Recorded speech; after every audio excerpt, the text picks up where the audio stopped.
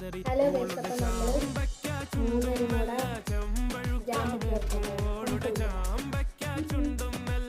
അങ്ങനെ നമ്മൾ മൂന്നരിമുള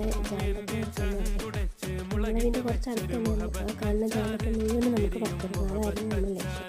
അങ്ങനെ ഒരു ഇടവഴി കുറച്ച് ഒരു പണി നടക്കുന്ന വീട്ടിൻ്റെ അവിടെ ചെന്ന് നമുക്ക് മുന്നോട്ടും പറ്റുന്നതിന് നല്ല ജാമ്പത്ത് പറിച്ചെടുത്തു. ഒരു ബാഗിന്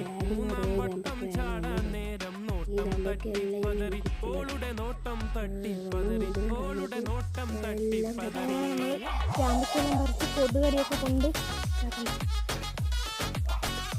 ഈ ബാഗ് നിറയെ ജാമ്പത്തി